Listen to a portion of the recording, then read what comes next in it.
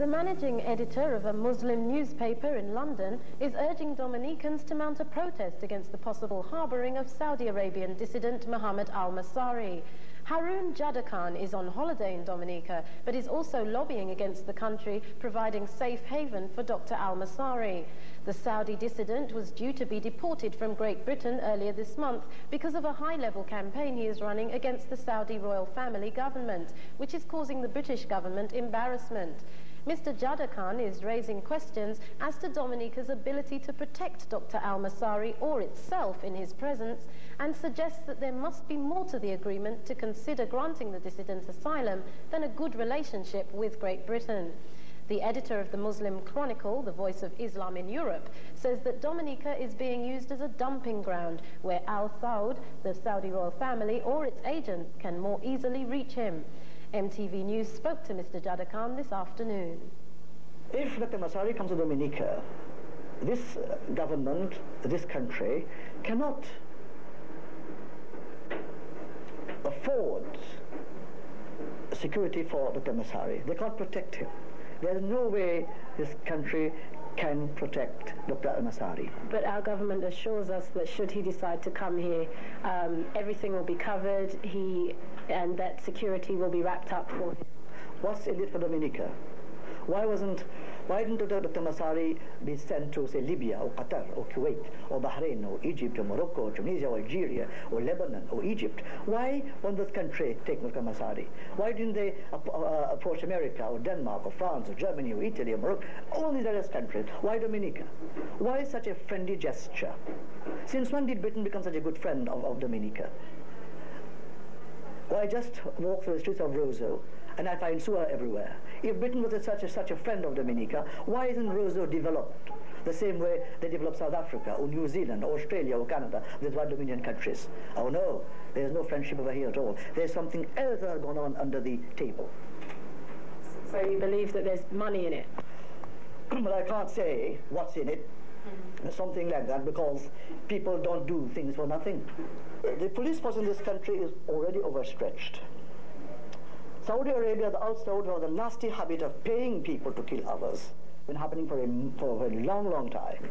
Cannot actually, they will actually pay anybody to come to this open country to kill Massari. There have been 3 threats or 4 threats, in fact many threats, on Massari's life in Britain already.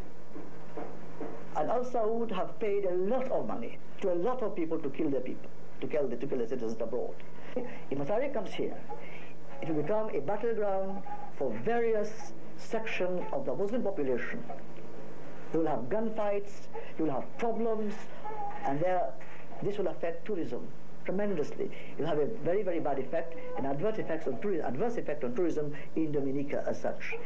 Do you really believe that it would be so bad? Is it just that Dominica has not realized the scale, the potential of trouble that this could actually cause? Well, I don't think Dominican experts have done their homework properly. They only have to look at Lebanon. Once a beautiful, lovely country that had crude tourism was at its best. Look at Lebanon today, totally and completely destroyed. Look at Egypt, destroyed. Tourists don't go there anymore. What happened to Egypt, what happened to Lebanon, will happen to Dominica as well. It's a lovely country, lush, beautiful, green, where people can come and enjoy themselves and talk to the people. They're friendly, warm, nice, decent people. We're connected with the Dr. al-Massari affair, and tonight Haroon M.Jadhakhan joins us for the full hour, or for the rest of the hour, we should say, and we'll include your phone calls on the al-Massari connection back in just a moment. Just a moment, and all about why he's talking with us this evening. We had promised you last week a discussion on options facing the Dominican economy with the Honourable Minister of Finance, Julius Timothy. That, of course, is on the basis of a January 17th letter from the Minister's office indicating that he'll be very pleased to participate in this discussion tonight on that subject. Mr. Timothy informed us a couple of days ago that he was going to be unable to make it on account of his duties in Parliament. As we speak, there is a debate on loans bill, which Mr. Timothy himself is involved in, and he had explained a couple of days ago that notwithstanding his earlier commitment, he'll be unable to be here this evening. Hopefully on Saturday evening we're going to have another side of the discussion on the Dominican economy and the options up ahead, we hope to be talking with economist at the Eastern Caribbean Central Bank, Dr. Wendell Samuels. That discussion will be, as we say, live on tape, because I myself will be attending to some very pleasant family matters on Saturday evening. Tonight our discussion, though, is about the Al-Massari connection, and we have with us Haroon M.Jadhakhan. If you've never seen the gentleman before, Haroon has brought a picture here of Dr. Massari, the Saudi Arabian dissident, and maybe if you have a look in the papers from Britain and you see this face, maybe you'll recognize it. All right, let's cover some bases first of all, Mr. Jadahkhan. Some notes about yourself. Who are you really? Bismillah ar-Rahman ar-Rahim. Beginning with the name of God, the compassionate, the merciful. And assalamu alaikum. This is the greetings, words of peace in Islam. My name is Haroon M.Jadhakhan. I live in Britain for the past 35 years. I am the managing editor of the Muslim Chronicle since 1985. We have actually compiled most of our articles on Al-Saud in 1985 under the title The Thieves of Riyadh. Before Muhammad Massari and Brother Saad al-Faqih, a doctor who came to the shores of Britain together with al-Massari. I hold a degree in mathematics from the University of London. I also read sociology at the University of London, and I studied for the postgraduate certificate in education at University of London, where I became the editor of the Muslim Chronicle after having lectured in mathematics. All right, so substantively, you're now managing editor of the Muslim Chronicle. Yes. What is the Muslim Chronicle? The Muslim Chronicle is a newspaper that talks about the oppression of the people of the third world, the oppression of the people in Saudi Arabia, in Qatar, in Kuwait, in Bahrain, and in different parts of the world. It has as its objective Islamic truth. All right, and so why are you here in Dominica this time? Well, ever since the issue about Massari broke... Excuse me, before we get to that, when did you first hear the name Dominica? Well, I have heard about the name Dominica many, many years ago, because we have... familiar with us as a Caribbean island? Familiar with the island, yes. We have got a lot of Jamaicans, Trinidadians, people from St. Kitts, St. Helena, Antigua and so on, in Britain, in Brixton, in Bradford, in Manchester, in Liverpool, being oppressed and suppressed by the so-called democratic British system. But that's a different point altogether. All right. So why are you here? Well, ever since the issue broke, particularly, this Massari issue, no one, in fact, knew about Dominica in Britain.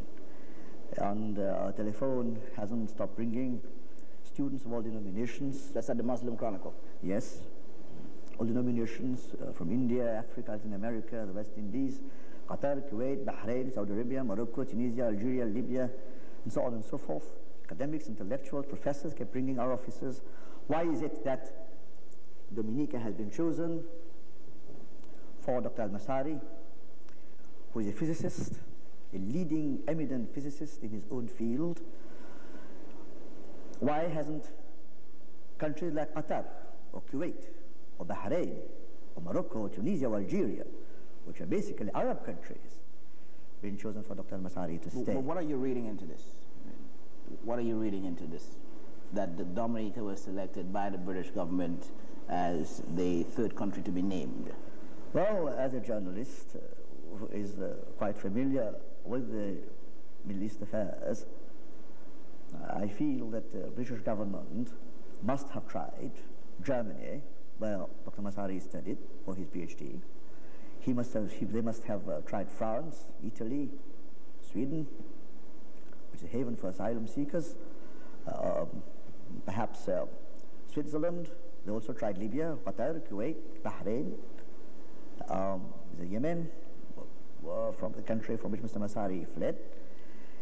But Dr. Massari, people claim, a lot of people are saying that Mr. Dr. Massari presents a risk, a serious risk to countries which accept him. So what are those risks? Death, blood in the streets, people getting hurt, because Dr. Massari has vowed till death to fight the decadent, oppressive, fraudulent, totalitarian Al-Saud regime in Saudi Arabia. Do you support him?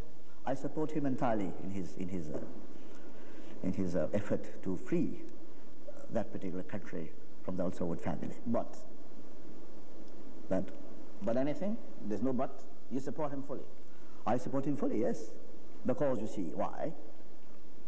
Saudi Arabia houses the two holiest shrines of Islam, that is Mecca and Medina, and 1 billion Muslims veer towards Mecca every day, 5 times daily, to pray. And whatever happens in Saudi Arabia affects 1 billion Muslims all over the world. Number one. Number two, here we have Saudi Arabia, which is not an Islamic country. I mean, the people are Islamic, yes, but the regime is totally un-Islamic. Why? Because in Islam there is no king. The Quran al-Karim makes very clear, when kings and princes and sheikhs go to villages, they corrupt the place. In Islam there is no king, there is only one king, and that is God, Allah subhanahu wa ta'ala. We don't pray to kings. Number one. Number two, in Saudi Arabia, there is no government. People who say Saudi Arabia is a government is living in cuckoo land. Saudi Arabia, you have a family, a decadent, oppressive, fraudulent family who have monopolized power, prestige, and wealth. I'm getting a little confused here. Yeah. If you, on one hand, support Dr. Massari fully, yes, why do you have a difficulty with the British finding somewhere they consider to be a safe haven for him to live? What I'm saying is it that you feel he's going to be unsafe in Dominica? Do you fear for his life? He will be very, very unsafe in Dominica. In fact, I fear for the Dominicans people. I mean, this is a beautiful country, lovely, smiling people, and kind and gentle and helpful and disciplined and clean. I would not like to see Dominican people hurt in crossfire of the Arabs, because you see, okay, set up the scenario first. Yes. Dr. Massari arrives here next week, Monday. Yes. What is likely to happen? So Saudi also want to kill him. They want his head on a silver platter.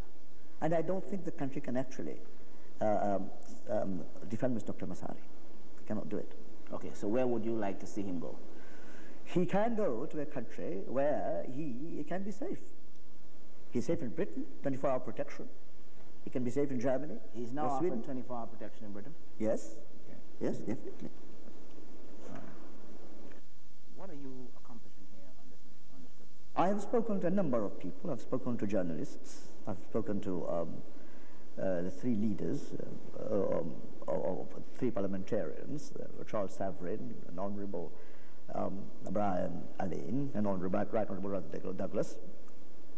They all spoke to me, and they share my views. They share my views in that this country can't protect him. Why? Because the police force is overstretched, totally overstretched. In fact, I'm told that there is a gentleman by the name of the police commissioner in Dominica, by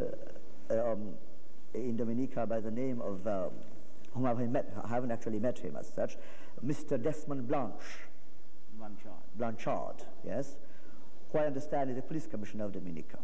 I would very much like to ask him if he has the means to defend Dr. Massari against 50 or 100 heavily armed mercenary group paid by Al-Saud family, millions of dollars. Let Mr. Blanche call this program and confirm the Dominican police are prepared to fight to the last man and for the lives of the police force and innocent civilians in this country. What do your sources in Britain tell you? Is there any information at all about the security arrangements that Britain would be interested in getting involved in if Dr. Massari were to come here? No, there has not been such thing. There has not been. Your understanding is what? That this would My be understanding is the government. I don't know if money did change hands. People are saying that money did change hands. There has been a lot of money paid, but we can't pass communication to you from Dr. Massari? No, not at all. Not at all. That's a lie. He can't substantiate that argument at all. I saw Rosie Douglas at a certain press conference. Where? In London. Did you meet him there? No, I didn't meet him there. At a certain conference where he was talking about human rights. Okay. And Al-Massari happened to be there too. In fact, there were many other human rights activists in the same platform. And he looked to me as if that Mr. Douglas is a seasoned politician. He has many connections in Britain. And I also spoke to a man called Bernie Grant, who is an Labour MP from the Caribbean, I think Guyana, who is a good friend of his. Douglas is also a good friend of Tony Benn and other MPs in that particular country. I think he has always spoken good about Dominica. I have not met Mr. Douglas. I met him only here. In fact, I also met Mr. Charles Saverin and Honourable Brian Allain, Honourable Rosie Douglas, and they all share my views. And they are saying that this country cannot afford to give Dr. Massari the kinds of safety and security he requires. When did you arrive in Dominica? On Sunday, the 20th of January. Further, how long are you staying? Till Sunday of this. At the end of this visit, you're hoping to accomplish what? I'm trying to accomplish facts. I have to come gathering facts and figures about my newspaper. Okay. I am responsible to my readers as an independent journalist, an objective. I must speak the truth, okay, because I'm responsible to people who ask me questions. The circulation. Why is a Muslim brother? What is the circulation? Over 50,000. Going to which? Going to Qatar, Kuwait, Bahrain, Saudi Arabia, Morocco, Tunisia, all the embassies, all the universities, colleges, MPs, and so on. Okay. Goes to Singapore, Malaya, everywhere. And this story is worth a 3-week stay in Dominica. 2 weeks stay in Dominica. 2 weeks. Yes, definitely. Okay. Because I must get to the bottom of this. If a fellow Muslim brother who is fighting an oppressive, repressive, decadent, filthy, cruel regime in Saudi Arabia, and people are concerned, it is my duty to see that this particular brother is safe in a certain country. And why should Dominica accept him? Why not other Arab countries accept this man? What in Dominica there is no mosques. Will you go, for example, to one of the Arab countries to promote the idea of him receiving haven there, of him being taken on a refugee basis there? Well, you are actually fighting a regime. Most regimes in that part of the world are repressive. Okay. Most regimes are repressive. And Massari's life would not really be safe in any of the countries. Any of the Arab countries? No. Where would he be safe anywhere? Britain, yes. In Britain? Yep. And that's where you want him to stay? Yep. All right, let's go to your phone calls for Haroon M.Jadhakhan, Wall House. Good evening. Mr. Massari has told us that Britain doesn't love us. Maybe some of it is true, I don't know. But he is telling us by saying that he loves Dominica so much that he's come to save Dominica from getting problems. Now, he has also told us that Dr. Massari will never come to Dominica. Then if he is so sure he'll never come to Dominica, why is it he's trying to tell us that we cannot provide security? So I would like to know, what is his angle, who's paying him, and what does it take his visit to Dominica? You heard those comments? No. Not very well, no. Let me try to summarize for you. The caller is concerned that you think Britain perhaps does not love us, that's why they want Dr. Massari to come here. At the same time, you want him to be safe. It's difficult for him to understand where exactly are you coming from. So, on whose behalf are you here? Is this just the paper and the paper only? On behalf of my paper, yes. Not on behalf of anybody else. We have to ensure that we promote justice in keeping with Islam. Who owns the Muslim Chronicle? A group of Muslims. Based in London, yes. All based in London? Yep. You originally... Of course, we have got help from South Africa and Malaysia and so on and so forth, definitely. And Muslims are quite interested in our paper because it speaks the truth, objective truth, yes. Now, the other point he tried to make is whether this country is safe for Massari. I'm told that in November 1995, there was a dispute between the youth and the police in Grand Bay. Dominican police is not able up to now to set foot in Grand Bay. Is that police force to protect Massari?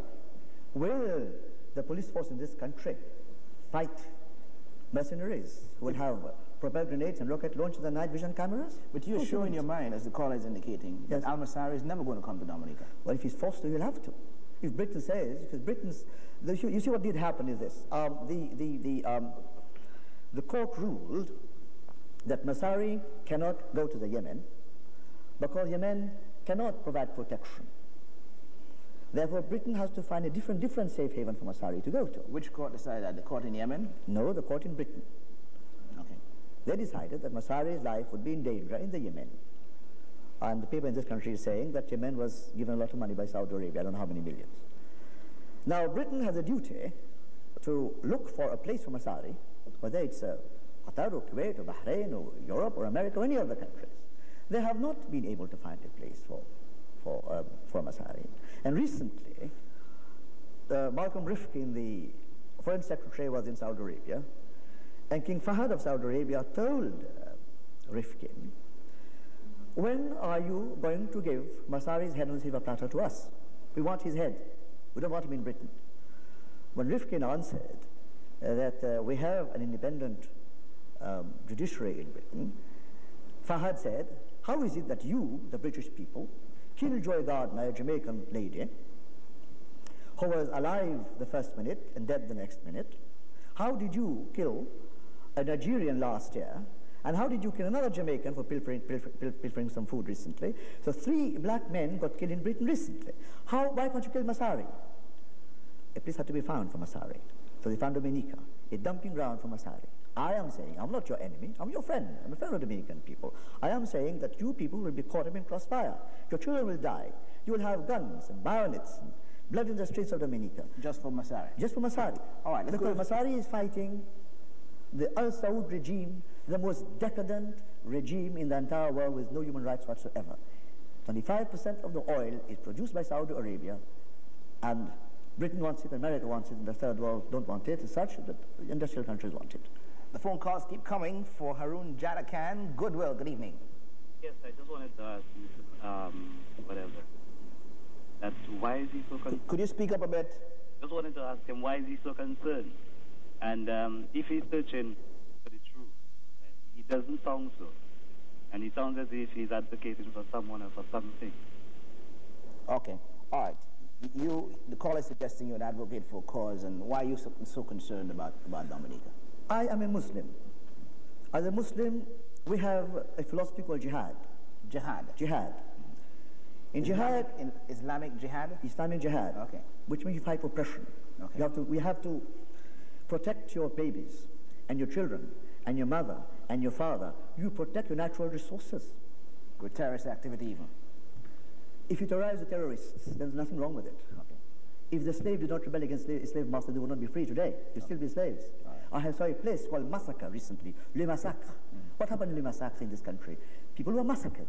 West Indians actually contributed tremendously for the welfare of Great Britain. In fact, they are the people who brought about the Industrial Revolution in France and in England. Where are Dominicans today? If the Prime Minister is saying that Britain is a very friendly country, very, very friendly, I don't see any friendship here at all, my friend. If Britain were a friendly country, I'll see the streets of Rosie different. I wouldn't see sewer in your street. Is this a setup? Do you think the British government has arranged this so that Massari could be murdered down here? Well, of course. There have been 3 attempts on Massari, Mr. Massari's life already. Once he comes here, you've got open seas. You've got 1 patrol boat. Your police force is totally overstretched. You can't protect Massari over here. You don't even have the money to do so. All right, Kane Field for Haroon M.Jadhakhan. There you see the number floating across the screen, 1-800-744-8004. Good evening. Yeah, I'm a little concerned about this gentleman's credibility. Because yesterday afternoon I spoke to him at length, and among other things with his first case connection with Rosie. And he expressed among other things as well concern that he had met Rosie only twice since he was here, and that, he wasn't seeing Rosie. And I'm a little surprised that today he is denying that he is here on the invitation of Rosie Douglas and trying to dissociate himself with anything do with Rosie, as well as Rosie denying, any connection with him. I don't know why he... Do you have evidence that he's here on the invitation of Rosie Douglas? Well, I discussed it with him yesterday. We spoke at length yesterday afternoon. I don't even recall. We spoke at some restaurant in Roseau yesterday. Who is this man? And we discussed... Caller, you want to tell him who you are? Well, I don't even recall who I am, but he could remember yesterday afternoon about 4 or 5 o'clock. About 4 or 5 o'clock. What's his name? What's your name? Bruni. Bruni? Yeah. Dave Bruni? Yeah. And Dave Bruni? Right. Yes, I met Dave Bruni, yes. I saw him yesterday. Right. On the restaurant, yes. Right. Yes. Yeah, we spoke at length yesterday afternoon, and he, among other things I said, we mentioned his connection with Rosie Douglas. And he said that since he was in Dominica, he had seen Rosie only twice. He was concerned about the fact that he was not seeing Rosie. And I'm surprised today that he is saying, in fact, denying any connection with Rosie, and Rosie himself is denying any connection with him. Yeah, but did he tell you, straighten something out for me, did he tell you that he was here on the invitation of Rosie Douglas? Well, we spoke with that assumption. We didn't say so specifically, but we spoke with that assumption as to his connection with Rosie. I even told him... So you're challenging his credibility based on an assumption? Let me ask you the detail. Based on that, yesterday he didn't deny it clearly as he did today, because I told him the implications of him coming here on the invitation of Rosie. And he laughed at about the matter and so on, and he jeered, and then eventually he complained that really he hadn't seen Rosie since he was here. He saw her only twice, and he was concerned that he was not having much contact with Rosie since he came here. Right. So I'm surprised that today he's now saying that he has no connection with Rosie at all. I just want to have some clarification on this. Oh, okay, all right, thanks. I did meet this gentleman. He approached me, Screw, in a restaurant, and he said he is Mr. Bruni. And we joked whether he is a relation of Sultan of Brunei. He said no, he wasn't.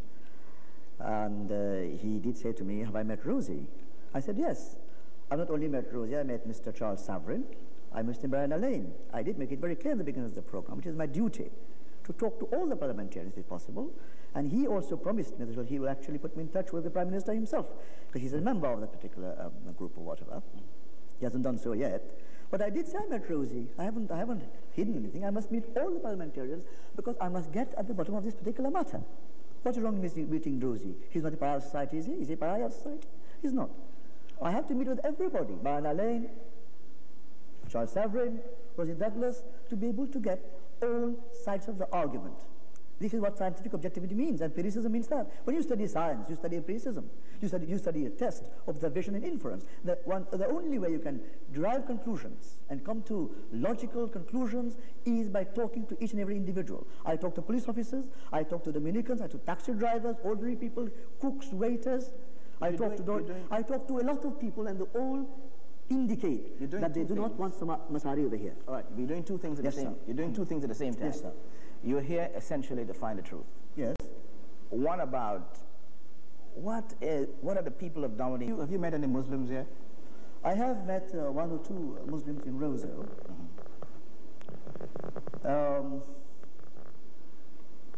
But I don't think we share the same views. No? So they're not Muslims? They're not real Muslims? Well, I haven't had enough time to question them, but they have a certain because you would like to have a mosque as well. They have a certain shop, on top of that shop where they pray. Mm-hmm. And I went to pray there on a Friday, and there were about 18 people. Mm-hmm. And we talk about Al Saud. It was Makani. I told them about the self-appointed family of Al Saud inside Saudi Arabia, who are torturing women. 9 women got tortured and killed and murdered last year, including 1 Christian, without due process of law, and they seem rather unconcerned about the whole situation. When you say they seemed rather unconcerned, what exactly? Because you see, what I mean is this: in Islam, you have this particular saying of the Prophet Muhammad ﷺ. He says, "Min ra'i minkum munkara," which means that if a Muslim finds something bad, something oppressive, something decadent, he finds filth, it is a duty. It is his duty as a Muslim, first and foremost, to oppose it verbally with his tongue. So there was no verbal opposition. If he cannot, then fight it physically with his hand. They're too far away to If he cannot do that, then he will reject the whole thing in his heart. Maybe that's what they did. But they didn't tell me that they did. Okay, all right. More phone calls. Roseau, hello. Hello. I want to thank Mr. Jadahkhan for coming here. And I also want to say to him that, or rather to Dominicans, that if it has to take him for us to know the dangers that we're going to be faced with here, then I think we should make use of the opportunity. Secondly, I think that we've been opposing him so much instead of trying to ask him questions to enlighten us more of the information of what's going on really. And secondly, I think he could maybe call for the Prime Minister to call him right there, then let him ask the Prime Minister whatever questions is needed right before the country is faced. I think this would be very useful to us. Thank you. Okay, thank you, caller. Yes, I think the man is right, in the sense that you don't want a Beirut over here. Look at Lebanon. It used to be called the Switzerland of the Middle East. Look at Lebanon today. What happened to Lebanon? Reduced to rubble and smithereens. Look at Iran. Look at Iraq. Look at Algeria. Look at Egypt. Look at America. If Al-Massari comes here, how many people will come with him? About 50 of them. About 50 people will come with him? will come with him. Who will be these people? Bodyguards? No, his followers, his people. They go together. They always go together. Okay. These are fellow PhDs. And they will certainly try to influence public opinion, try to join Islam. And he's a very persuasive man. He's very intelligent, Mr. Massari. He will show you reason. He's a physicist. He's very logical in his approach to things. He's a very quiet, gentle person, and gentle persuasion. One of his best friends is a chap called a Jamaican Imam who studied in Saudi Arabia for the past 8 years, called Faisal. He's always with him. The man doesn't believe in racism at all. All right, La Plaine, good evening. Hi, good evening. I want to join the last caller in thanking Mr. Haroon M.Jadhakhan. And I would like to urge Dominicans to not condemn the messenger, but listen to the message. Because I think that Dominica would become a terrorist target. And we all should know how Middle East terrorists operate. I had an experience in France once. And if Dominicans want me to share it with them, I'll share it with them. I know that Mr. Jadahkhan is also concerned about his partner, what's his name? Al-Massari. Mm-hmm. But I also think the message he's bringing here is England once again wants to use us. They're definitely going to use us as a dumping ground because they know the dangers of having this man here. Thank you very much. Thank you, caller. We're out of time. Your final comments. The lady is quite right, because recently in Saudi Arabia there was a bomb that killed 6 Americans. There was a bomb in Malta that killed several people. At least one man was also killed in Malta. Recently they killed a rabbin in Israel. They planted bombs in America. One blind man is still in prison. If you want Dominica to be a place like Beirut, like Egypt, like Iran, and by all means have Massari over here. If you don't want this country to be a battleground with crossfires and bombs and bayonets and blood in the street and babies dying and men dying, then of course invite Massari by all means. I feel that Dominicans should ensure that Massari does not come to this country, full stop. All right, and like the caller suggests, you have a message which on its own is important. Forget you, the messenger. Yes, I have a message, definitely, for the message of God. Peace be unto you all. It is my duty to warn you about all the problems you'll be facing when Massari comes to this country. And Massari is your friend? He's a friend of mine, yes. All right, we've been talking for the last hour with Haroon M.Jadhakhan. He is editor of the London-based Muslim Chronicle and been in Dominica over the past couple of weeks trying to find out the truth of what happened here with the proposed coming of Saudi Arabian dissident Muhammad al-Massari, who Britain wants to get off its hands by all means. We'll be back on Saturday. We'll be live on tape, hopefully, and then again next week, Wednesday, as we continue to move through the carnival season. This looks like a great one, and we hope you'll enjoy it. We thank you for joining us. We'll be back again, as we said, Saturday. Till then, as we always say, be the best that you can be. On behalf of all of us here at MarpinTelevision, Len Aucklandton, the hero lies in you. Good night. Thank you. Very much. Thank you, sir. I think that's all the babies are